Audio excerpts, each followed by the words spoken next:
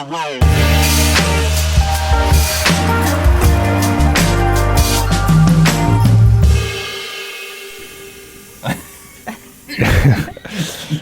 If you're listening on the podcast, Libby is showing a video right now of VBS.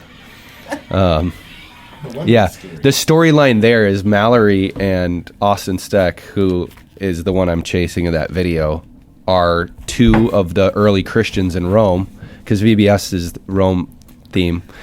And part of the plot line, they've been bringing people to their underground church. Part of the plot line is that Marcus gets arrested, and that's his name. What's your name? Brutus. Figures. Flavius.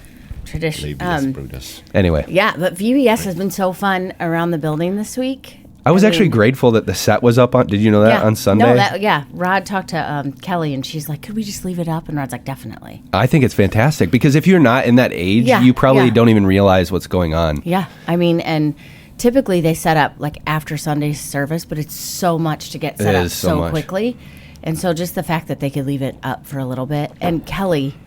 Over 100 hours. Amazing. I know you said it in your sermon, but I just don't have a category for what she produces. I mean, it's work ethic, professional level. It's super hot in here. Yep. All of a sudden, the heater just came blaring on. Our HVAC is a little bit on the fritz. Every day, all day. Welcome, Sam Sterk. So good to see you. Thanks. Sam, give us a little... Wait, can we just say a couple more things about VBS? Yeah, go for it. Like, as a parent, I'm just so grateful for our kids team because my kids come back excited. They do such a good job just engaging them with the truth of the gospel in the way that is relevant and sticky for like kids' brains, and they also have so much fun. And so shout out to the whole kids team. Yeah, and Vanessa, Hannah, Lindsay, Courtney. Over 100 volunteers. Yeah. Kelly, obviously, like just Abby crazy amount of work. Yeah. But there's been a lot of other people. The Costins helped. And there's tons of like a lot of behind the scenes ladies that are buying all the snacks and plating them up every day, and it's just so immersive for the kids, and it's every day for like 5 days, so 4 days. So it's like that. This is. I think when I was in charge of kids ministry, we always highly valued VBS. It was like a huge shot in the arm, similar to if you have young adults and you have a retreat. 100%. Because you only get these kids for an hour on Sunday mornings, and then to have the relational building and really getting to know these kids over like a 3-hour period in 4 days in a row, it's a huge discipleship gift. Yeah. I love it, just going down there and seeing all the people from our body being with those kids, and all hands on deck. Security and in the kitchen, and it's beautiful. Yeah, there's breakfast for the volunteers every single morning, so there's a whole team. Week, guys. I think that the victory too is just how many times do we have that many people from our body serving together with their hand on the plow at the same time? That's right. It's just there's so much energy and buzz, and I remember when I was in charge on Friday mornings, because I think it's Monday through Thursday, I was like, what do I do today? You miss your friends. Like you want to go back in and just be with everybody and experience the hype, but Sam, can you bring your mic just a little closer? Yeah. There you go. Anyway, Sam Sterk. We need a bio. Yeah. Bio. At Crossroads. Start from the beginning. That's, I think I've told this story before, but we were leaving another church, and my daughter encouraged us to try out Crossroads. That's right. And so we went there one time, and we drove by, 30 other churches from Jenison to get here. Typical West Michigan. Yeah. And it's like, I said to Lori, we are not doing this. This is crazy. Why do we have to drive this far? And God used Rod's sermon to kind of speak to us right where we were at, what we needed. And so we're driving home. I'm still like, I don't know. This is a long ways from our house. Why do we have to skip all these other places? And Lori's like, hey, by the way, I left my Bible at church, so we're going to have to go back next week.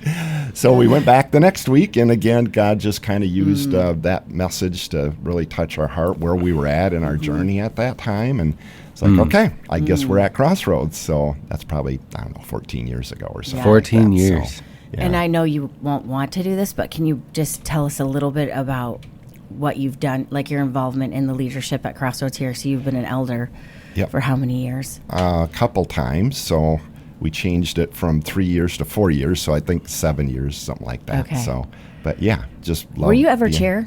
1 year. 1 year, yeah. I was chair. And I know beyond that, both Rod and Matt Stoll highly respect you, and you're their go-to if there's a question or a leadership like decision to be made.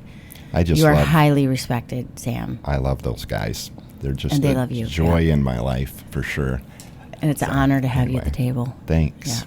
Good to be here. Sam also parenthetically was our realtor when we bought our house here. Yeah. So that was really nice. There was, it was fun. I have some stories with that too. Yeah, actually, the one story that, speaking of that it will always stick out to me, because we barely knew each other at this point. Here's this new guy coming in as a resident. You know, the other elders were like, "You should use Sam." You know, it's the only realtor I knew here at the time when we were moving, and we went and saw that house, which is the house that we now live in. The one house that we went and saw together, and we left. And you left, and then you called. I think you called me, and you just said, "We forgot to pray. Can you come back?" And you're dead serious. I was like, "Wow, that tells me all that I need to know." And we pulled up our car next to your truck, and we rolled down our window, and you're like, "I just want to pray for us right now. Like, if this is the Lord's will, like, yeah, that's good. So yeah, I'll never forget that. And just you're a shepherd." Sam, do you do that for everyone, or only people that you're working with that you know are believers? You know what? I try to enter into that with people and just get a little feel for where they're at. I'll usually say things like, "Well, God will provide," or "If this is the right thing, God will open the door," or whatever. And then if they take off from that, I'm all in. Yeah, it's so good. Yeah, try to be respective of that anyways with people. Good. But I've seen so many times where, just God opening up doors that in my business mind would say, "There's no way this is going to work." And all of a sudden just falls into place, and it's just totally a God thing. So I try to share that with people a lot of times when they're disheartened or discouraged in the journey. And it's like, I've seen God work in many ways with this guy. It'll be okay. He's got a plan.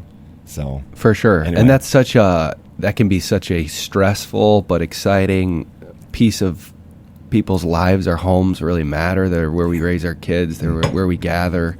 And I just know that it's such an amazing platform to minister to people with all of those feels and the guidance that you give people. So I just love that, because we preach street corner here, and I know that you are one of the people in our body amongst many that have taken that very seriously in your vocation, and we're grateful for that. Yeah, it's so good. Yeah, hear that from a lot of the people here. That's the 90-10 and street corner and all of that. It's beautiful. I think we encourage people in that, and they live that out in the day-to-day life, which is awesome.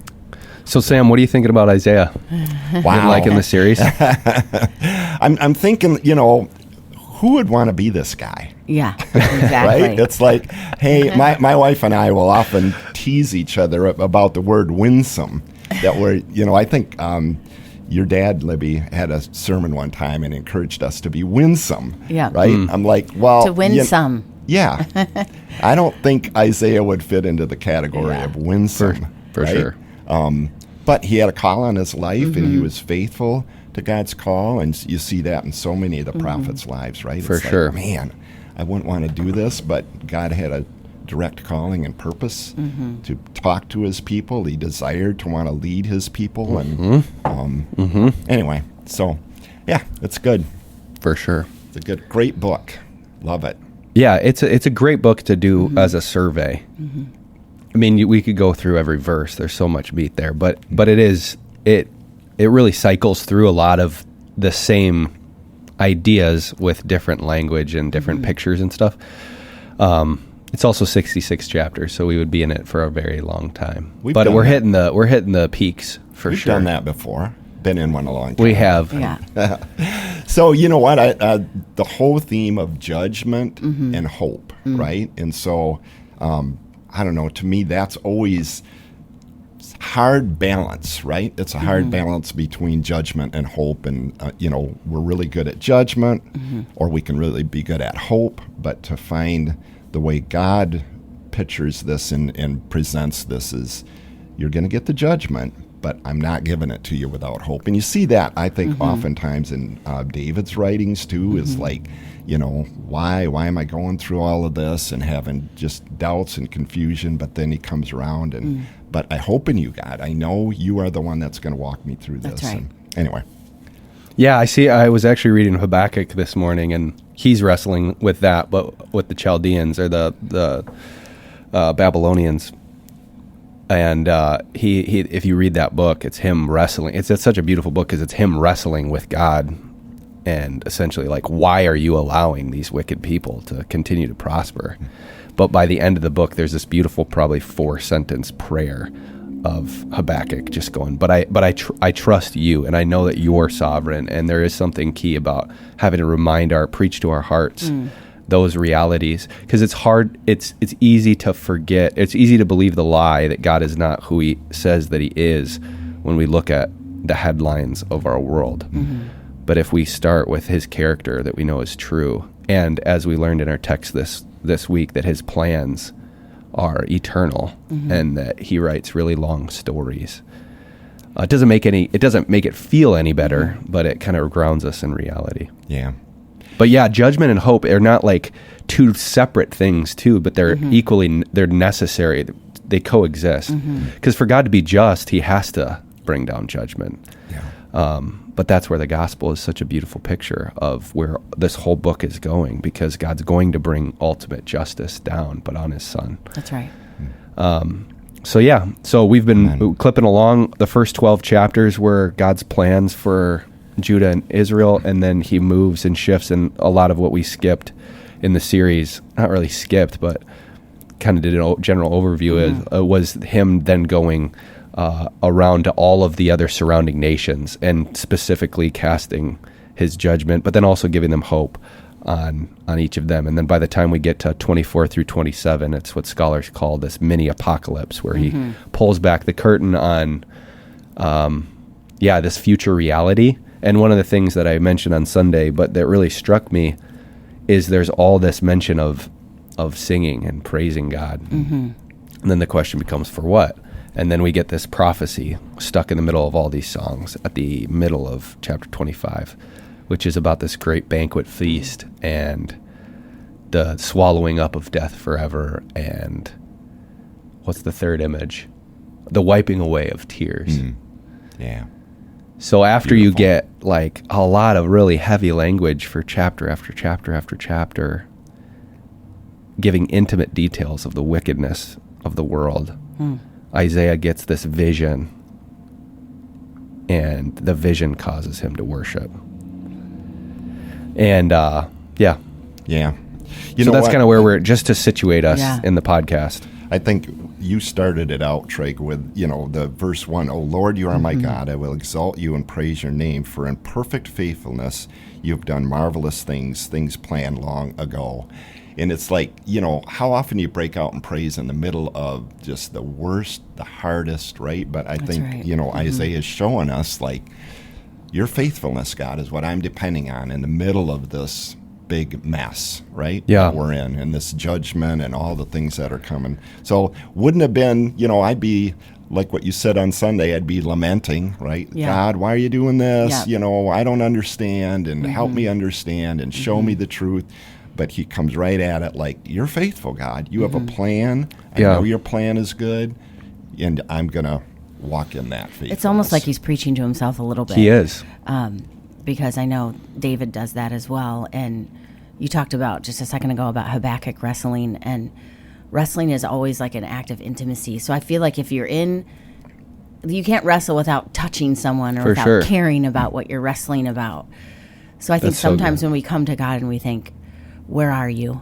Why is this happening? You mentioned that in your sermon, like you ask these questions like, where are you? Why is this happening? That's a sign that you actually do believe in him, and that you're willing to go to the mat with him. Because coming out of the mat, like with Jacob, is always a blessing, that you're wrestling with these questions. Yeah.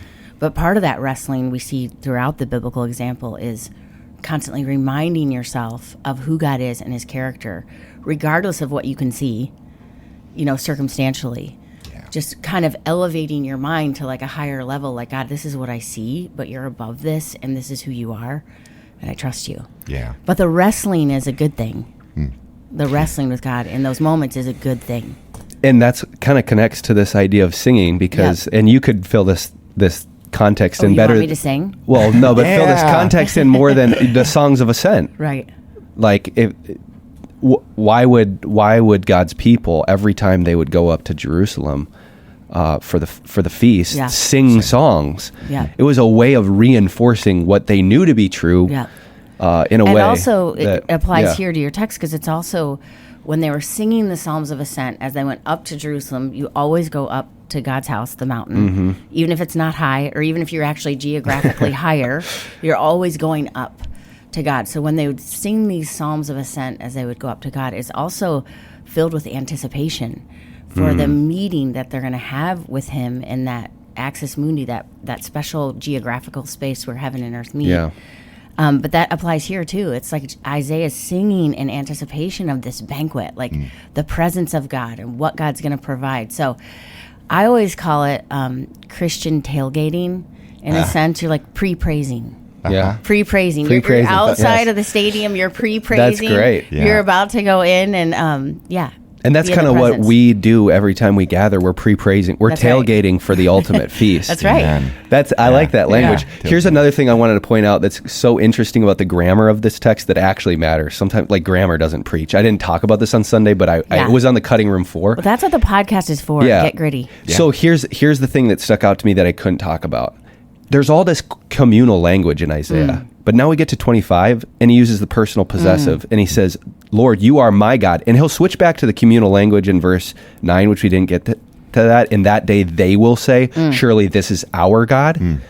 And I was thinking about how we need both of those. Like, we as a culture in the West are so individualistic that we need probably more corporate language. Like, this is our God.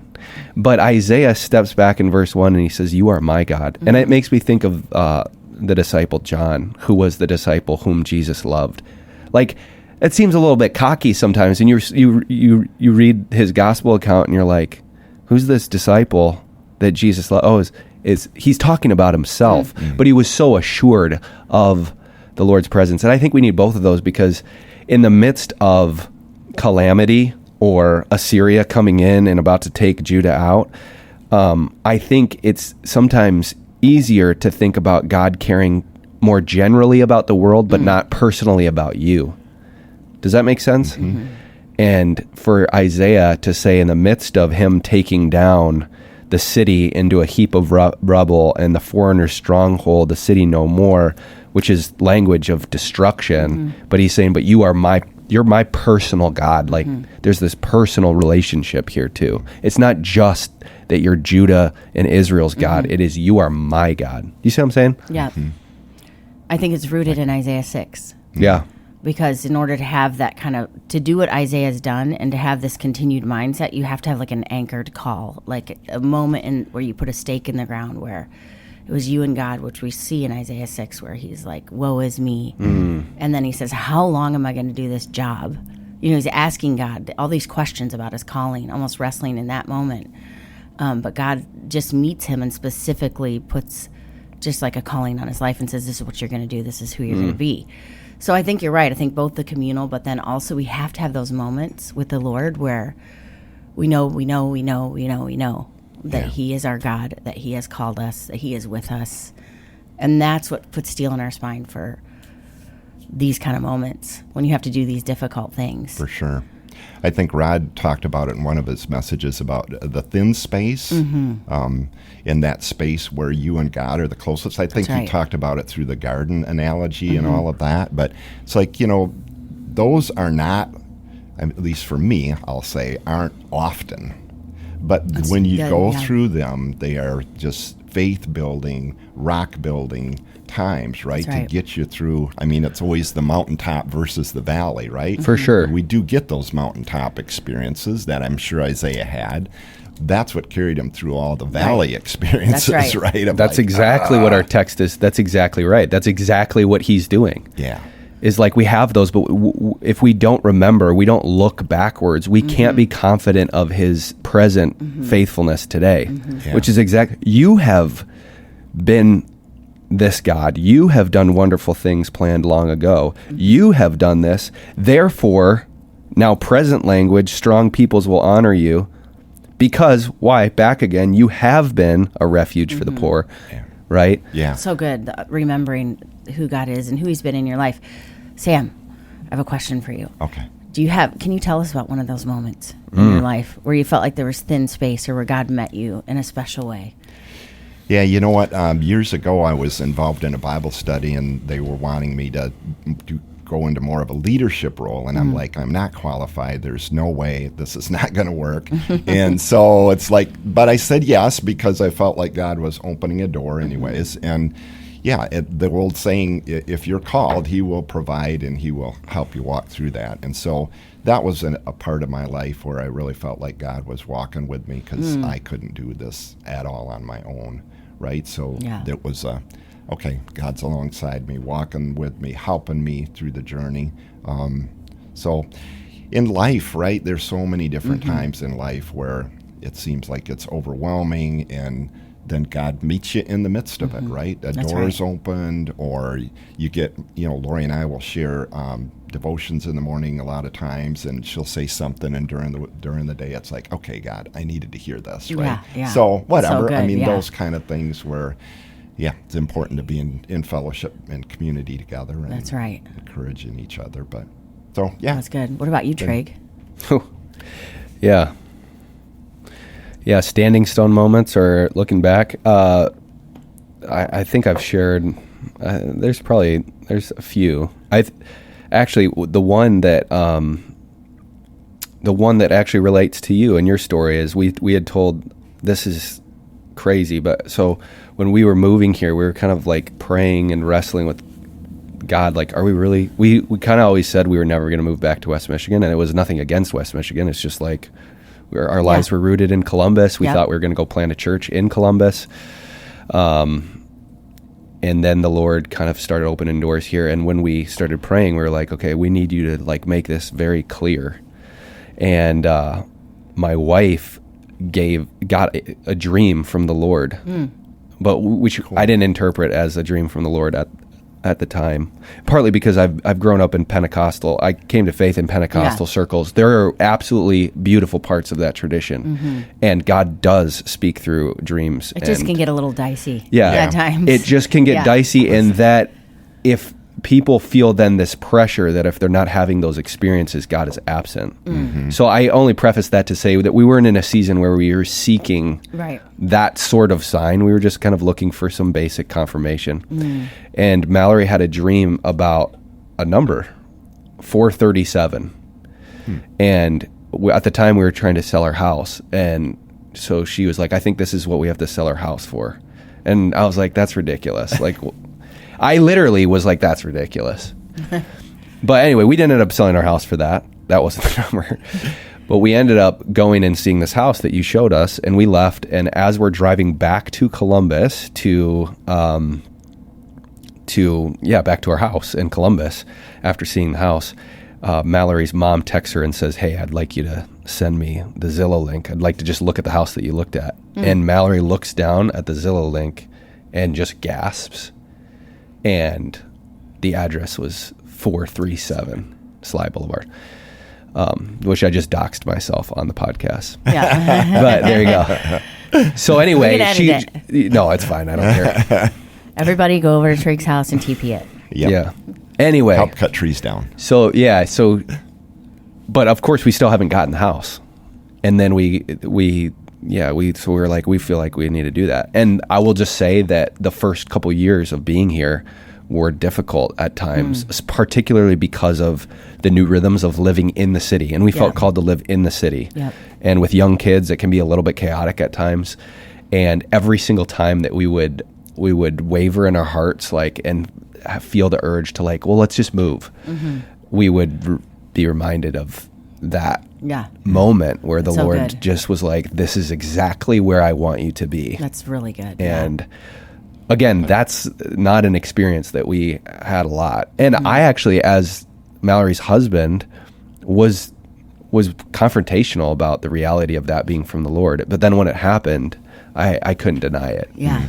So, anyway. Beautiful. That's awesome. How about really you, good. Lib? Yeah, I was going to say I've had very few. Like, I've walked with the Lord for 50 years. Sounds like a really long time. That's beautiful. And so I will say the times when I feel like I've heard directly from the Lord are few and far between. So if you're listening and that's your experience, you're in good company. Same with the biblical characters. We always get these highlight reels, but we forget all of the years of Abraham's life where there weren't any major things happening. So I could talk about those, but I think I'll talk about more just in retrospect, being able to see God's hand in so many little ways in a lot of different situations. Like, for instance, like where my kids ended up going to college, tons of prayer went into that. And there was never like this child shall go to this college, but open doors, closed doors, friends, wise counsel from other people. Amen.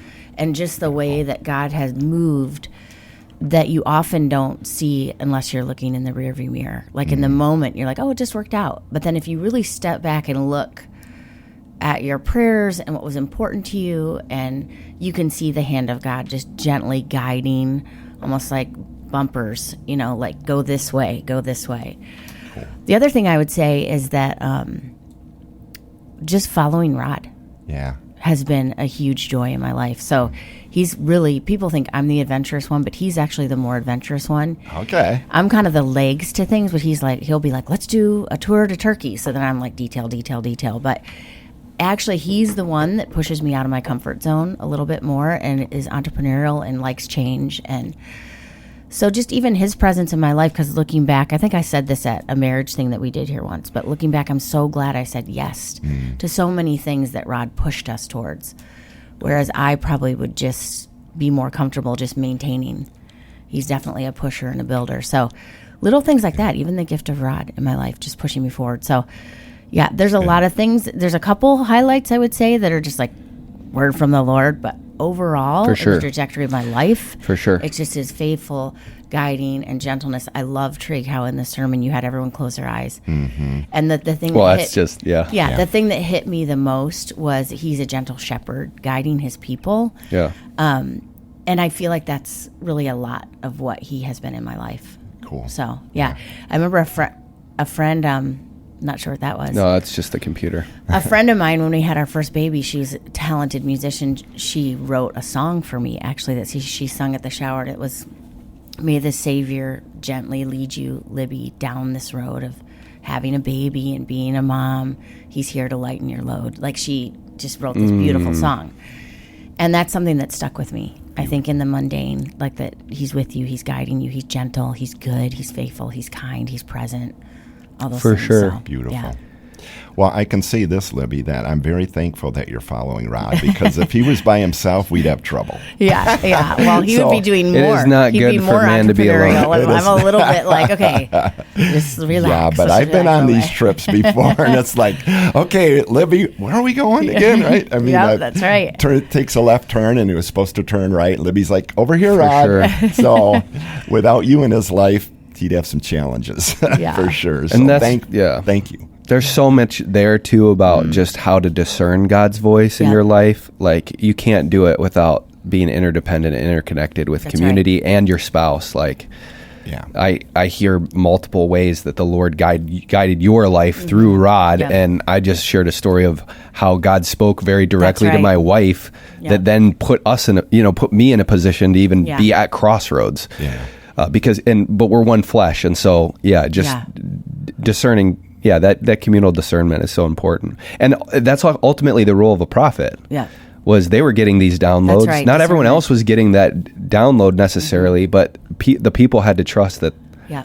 as they weighed this against God's character and Scripture, that this is what God was speaking to them, which took faith, and a lot of people didn't believe it. Yeah. So it's it can be a challenge for us to like, well, what is God challenging us with today that we need to hear that we don't want to hear? Yeah. So, I appreciated when you had us close our eyes, too. That's One of right, the things that I've seen in this text in Isaiah, oftentimes is he's called a refuge. God is called a refuge. And I think even in this text, it was a refuge, a shade, a shelter.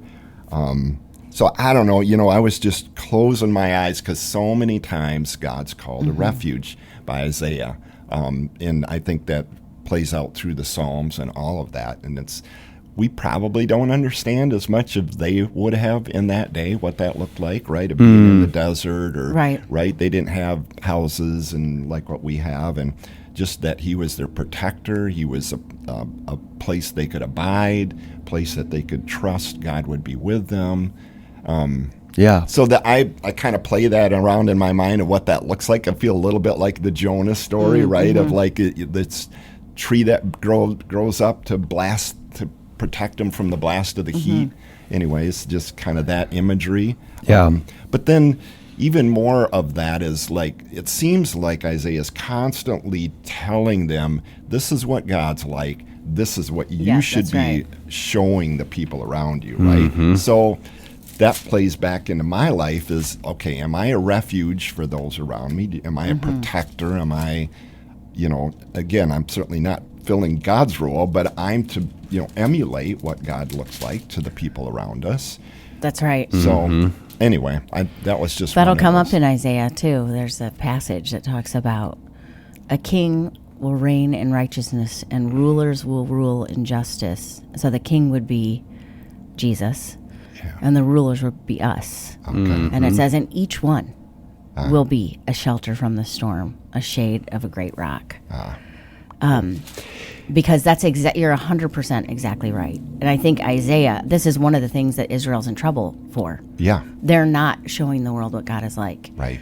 And so that's going to come up in a later chapter. I don't know if we're preaching on it or not, but I don't know. There's so such many a great passage. Yeah, such a great passage. Even the justice and righteousness, how that That's plays throughout the text. How am I living that out? How am I being justice and righteousness in my life for the people around me? So I don't know, just trying to. When you do think about those images, though, like, can you think about one that particularly stood out to you when you think about your life? Like a wall from the tempest, a shadow from the cloud, shade from the heat, shelter from the storm. Yeah. You already said refuge, but... So we've done some backpacking over the years, and if you ever talk to Lori, she's got horror stories going backpacking with me. You Is talk that about more your idea or her idea? It's my idea, Okay. And she's like, I will never do this again, but she does anyway. So you're in this tent in a thunderstorm, and the wind's whipping, and the rain is just pouring down. But that tent is keeping you dry, right? It keeps your clothes dry. It keeps your sleeping bag dry. And so I don't know. That was a picture that 100%. I had. It's not the most comfortable thing either, right? But it's just enough to keep you sheltered. Yeah. And I think that was the thing that stuck out to me too. It's like, oh no, the storm is still there. The desert heat still exists. And even when you get shade from a cloud, and actually the language is the heat is reduced by the shadow of a cloud, so the song of the ruthless is stilled. There's just a little bit of a reduction. And I think that that's a beautiful picture for how God's people often suffer through the broken reality of our world. Is that like God, it's similar to the picture that I got for the first time when we stopped in Israel on the side of the road, and there was a shepherd out in the desert with his sheep, and Rod literally had the bus stop, and we walked out, and he goes, "There's a green pasture," and then he gave a little mini. I think, or maybe you did what do we call those? An ad lib. No, he did it, but yeah. I can't remember all of it, but anyway. So dorky. Ad libs. That's Ad-lib. what people call what I say on Israel trips. Yeah, but anyway, just this whole idea I call that them mad libs, but God gives you just enough that we think just we're enough. thinking of the Kentucky bluegrass rolling hills of Louisville, but that's not the green pasture God had in mind. Yep. And we're thinking that when the storms of life hit, that he's going to put us in some fortress where we won't be assailed in any way. But that's actually not the image. It's I'll be a driving wall against the wind. I'll be a shadow of a cloud in the heat. But that's just enough, similar to your tent. Yeah. It's not like you were staying at the Four Seasons. Right. You're like, this tent might collapse, but it's enough right now. Yeah. there's a rabbinical saying that says worry is dealing with tomorrow's problems with today's pasture. Like there's going to be another pasture tomorrow when that's going to come up. So I always love that one. But yeah, speaking of tents, Rod and I were in California last Recently, week at Rod spoke at a Christian camp, which was amazing, by the way, Campus by the Sea on Catalina Island. It's called Camp by the Sea? Campus by the Sea, and it's a family camp. So if you are looking for a good family camp, it was amazing because the kids are fishing and they're catching yellowfin tuna. You know what I mean? It's on the ocean. So, but we stayed in a tent and there was no electricity. And yeah, that was a stretch for me. Wow. I You was guys glad I had a stayed in little a shelter. tent? Like You had a for little bit week, of shelter, or- though. Yeah. Like a week or? Yeah, 6 days. Wow. Yeah, Okay. Rod spoke a few times. But anyway, Cool. it was kind of like a military semi-permanent tent structure. But With we were air on bunk beds conditioning. and no air conditioning. Really? No electricity. It was good. It was good for us. Good for me. Yeah. Get gritty. But Rod actually spoke on the Akedah, the binding of Isaac, which made me think a lot of Isaiah, because one of the things he said in his sermon in the end, which one is going to win out? Is it going to be God's justice or God's mercy in the scenario of Isaac being put on the altar? Same thing like justice or hope, like those two ideas juxtaposed. And in the end, it's God's mercy, that wins out. Yeah. With he doesn't require Abraham to sacrifice Isaac, but he actually sacrifices his own son. And then that text says, God said to Abraham, "Now I know that you love me because you did not withhold your only son." And Rod flipped it and he said, Abraham could have also said that then back to God. "Now I know that you love me because you did not withhold your only son." Like we could all say that to God. But when he was talking about that at the camp, I was thinking, this is like Isaiah. It's like these two things, like hope, justice, mercy, justice, these two sides of the same coin Yeah. that God always shows us. That's just a part of who he is. And in the end, ultimately, like you said, the big epic story, Jesus' death on the cross, which you so beautifully talked about, death Yeah. as well, swallows it up. Like He his swallows justice it up. is met by his mercy, and his mercy is what actually causes his justice to be Yeah. fulfilled at great cost to himself. 100%. And that was actually the picture, that there's this constant tension in the character of God. And even the thing that maybe more so than even the justice and mercy balancing act that we see in the text is this balancing act with a God that is completely and utterly sovereign over the universe, and yet not too great to be concerned with the minute details of our lives, so much so that he'll stoop down and wipe the tears from our faces. And I think sometimes when we talk about like God being sovereign or him being the Lord of the universe and having wonderful things planned long ago, we can simultaneously believe the lie that therefore he doesn't care about the little things. And that's where, that Lazarus story really ministers to me, because here's Jesus fully experiencing the weight of human grief. Good, yeah. And being present to the moment, and at the same time as the sovereign Lord who spoke the universe into existence says, "No, you don't belong in that grave." That's the right. thing I couldn't get to on Sunday is that Lazarus is going to die again. Yeah. Yeah. So it was a temporary resurrection. Resuscitation, we Yeah, might not even resurrection, say. resuscitation. It was a resuscitation, but there is a day where it will be permanent, and all of us will be resurrected in the new creation. And that's an amazing hope. But that doesn't mean that he's just like, well, we'll wait till then and just come on, you hope for the future, but just I'm not going to be concerned with you today. No, he's the God that wipes our tears today, that's in the grief with us. Which is exactly what I would need if I'm a Judahite and trying to cling to my faith amidst, this big cat, as Rod would say. Which hopefully I didn't blow up your spot. Like one of his best illustrations. I just had to use it. No, that was great. The eyes closed. Yeah. No, that's awesome. Are you kidding? No, That's I know, great. but it's one of my favorite things on the You trip. did a great if you go job there. with cultural context. Yeah. Like, even the god Ma'at, the god of death, and the swallowing up. It was just beautiful. Yeah. Great. Just our message. God is greater. Our God is stronger. He is. Yeah. That's a crazy picture. Yeah, it if is. you look up, first of all, if you start researching Mott, it's so demonic. Yeah. And there's even some new age stuff. Yeah, that's a rabbit trail, but What's he's old starting is new. to, what's old is coming new. back, It's coming back. People are worshiping that. And Yeah. the thing is that we often worship what we fear. And so, in the Canaanites, in their cycle, their agricultural cycle, Mott would literally swallow up Baal, who is the god of fertility and agriculture, And that was the way that they saw the agricultural cycle working. So, and the Israelites knew this. They were very familiar, obviously, with their neighbors and who they worshipped. And so the language is not just like accidental, but is like the ultimate mic drop. Yeah. And I like what you said, we worship what we fear, but I'm going to just twist it a second. Yeah, twist it. It's like we almost want to appease what we fear. Because for the ancients, when they would worship fearful things, it was because they would try to please them so that the bad things wouldn't happen. Does that make sense? So it's so true of us, the things that we fear. We spend so much time trying to manage so that won't happen, in a sense, appeasing, living in light of our fears, so that everything is so that doesn't happen.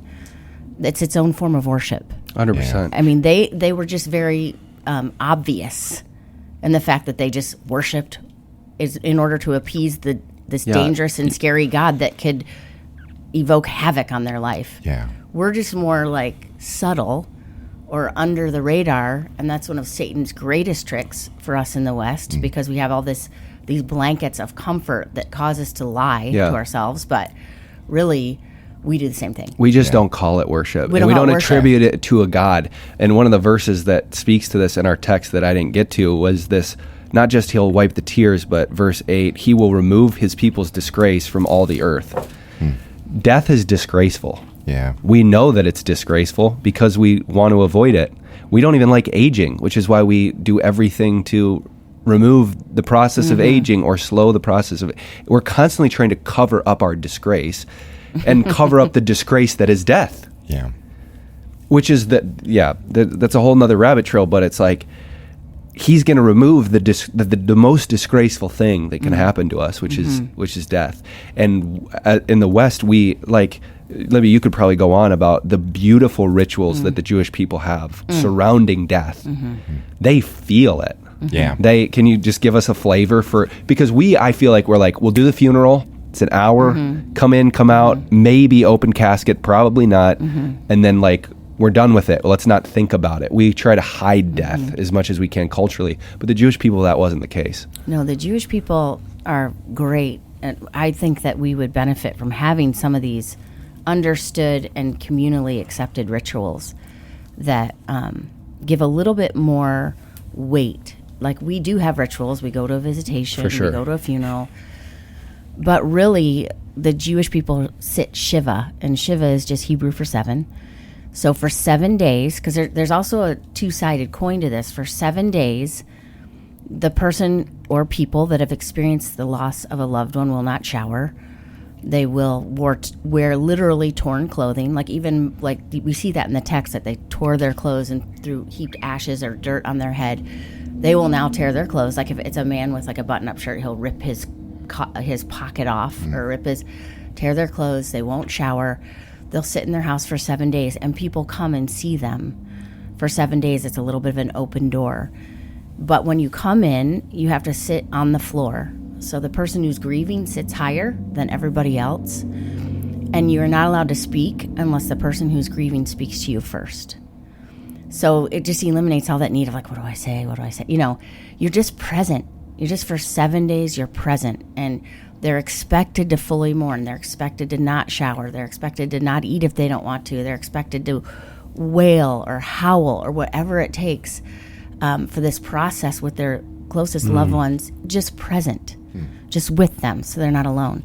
But then at the end of 7 days, they're expected to shower, get up, and move forward. Not in the sense that you just have to ignore the fact that you're sad, but you re-enter life in a sense, knowing that you have loss, but you are expected to then let's start the wheels turning again.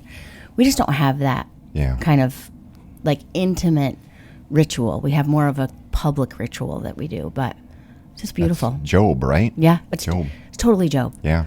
In fact, I love Job right now. I'm like, Rod, what about Job? Should we preach on Job? I love Job right now. So anyway, but yeah. Go ahead, Sam. You got this Lament for a Son, one of our favorite, Rod and mine's both favorite books. Yeah, you know what? This Lament for a Son by Nicholas Waltersdorf, his son was killed in a climbing accident in Switzerland or something like that. So But I love he's very raw of the lament of death, right? And what each and every day looked like, waking up without his son there and expecting his son to be there and just struggling with that with God. And so I think sometimes, just what you're saying, Libby, I think we just kind of want to, okay, funeral's done, moving on, right? And certainly the people that are experiencing the loss aren't there. So are we able to walk with them and lament with them and understand a little bit of the journey? Anyway, this brought a lot of, I guess, vision and light to me anyways, of like what that journey is like. I mean, my dad passed away in an accident, so I experienced some of that, but he puts words to it, I think, that were really kind of cool. And yeah, that's part of our identity, right? Our part of our identity is we go through this death of friends, death of family members, death of loved ones. And so while that's not all our identity, we carry that with us, right? And so can we embrace that with each other, walk that out? You know, I love the text when it says Jesus was a man of sorrow, acquainted with acquainted with grief, right? So it's like we don't have to be afraid of this. Yeah, sorry, I was looking up. No, we're fine. I'm looking at my phone because I want to shout out a podcast if you're dealing with grief or God's plan that we did way back in the day with one of my favorite. He was never my professor personally, but he wrote a book called A Grace Disguised. This is Jerry Sitzer. We had him on early on. We should have him on again. We should have. He's fantastic. Yeah. But A Grace Disguised is another amazing book about grief because his story is wild. His family was hit on an Indian reservation by a drunk driver. He was driving his family's van, and in one moment, he survived. His wife, his mom, and one of his daughters died instantaneously. And A Grace Disguised is a theological reflection on the raw reality of grief as a Christian. And yeah, we should link both of these. Yeah, I'll link because that. Lament for a Son's easy reading. Yeah, short, but for sure pithy and potent. Yeah, for sure. Yeah. I don't know which episode it is. I was looking it up on my phone, but if you just type in Jerry Sitzer in the locker room, you'll find it. If you haven't listened to that podcast, you should. But I think there's something beautiful. I think as a culture that avoids all negative feelings, I don't think it's necessarily bad to feel bad, if that makes sense. Like, we do everything to medicate our bad feelings. We do everything to forget about our bad feelings. But it sounds like from a Jewish perspective, it's like, no, we're going to actually set aside a ritual for 7 days to soak in the reality that death is not the way that it should be. Well, and they just are so much more intentional, and it goes back to what you did when you had everyone close their eyes, that just everything for them is pictures, rooted in pictures. And so 7 days of creation, there's a 7 days process of grief. But then the eighth day is always the day of new creation. It's the day of, like, you get up and you start again. That's why you go to eighth day gym. I'm serious. That's where they got that. It's serious? It's like the next, it's the recreation. It's stepping into new creation. It's doing it again. Yeah, I could talk a lot about this because I have this cool thing that I love to study, which is baptism in the early church. And every baptism is done in an 8-sided room. Because when you step out of those waters, you're stepping into the eighth day. You're stepping into new creation. So everything is such a picture. And we don't necessarily have those kind of mindsets. So we're just so quick and hurried. We're not everything they do is rooted in the text. 100%. So I'm not to correct. The eighth day gym is actually more of the worldly perspective on it, which is the quote is when 7 days aren't enough. So it's just keep working even with, but yes, but I'll take that back. I'll let that be what it means. Yeah, resurrect it. Yeah. Where are we at on time? I don't even know. We good? We got to stop. But we got to stop. Tryg, you did a great job. And great to have you here, Sam. Thanks. It was awesome. Here. Yeah. Great to sit around the table. Yeah. And just as a shout out, like Rod and Libby, all the cultural context stuff when I first went to Israel is the thing that unlocked the picture that is the Bible, and took it away from just like theological principles to digest and try to like live out, but brought, as my buddy Shad says, turns the Bible into 3D. Yeah. So yeah, I'm just grateful like that. Whenever we go into cultural context, like I wouldn't even have thought of doing that. I think this until I came to Crossroads. I don't know if Rod or who said this, but text without context is pretext. So you can get the Bible to say whatever you want if you take it out of context, right? But that's what I love about putting it into the context of the people, what they were hearing. For sure. And that's where the impact comes, right? And I would also say too, like if the context stuff sometimes, like because we do a lot of work throughout the week, feels like daunting. A lot of this stuff, yes, there are other extra biblical sources that we go to, but there's a lot of stuff that's right there. That's right. That you can just pick up and you see for yourself. Like it's not like, it really isn't rocket science. There's certain things that you obviously need outside sources for, but a lot of it's right there. So Beautiful. I also loved what you said.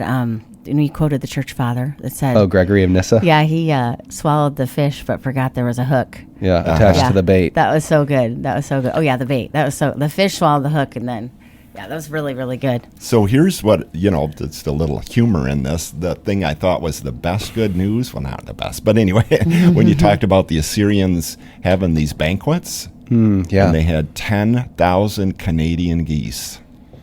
I mean, Canada didn't exist then, but yes, they had Did you just get rid of 10,000 of them? Is that what you're thinking? I'm like, if you own a pond I didn't think about it that way. something like that, For is sure, good news right Yes, there. that's 10,000 Canadian geese gone. Anyway, sorry. I could not agree more. They're a nuisance. They're loud. They're mean. They poop everywhere.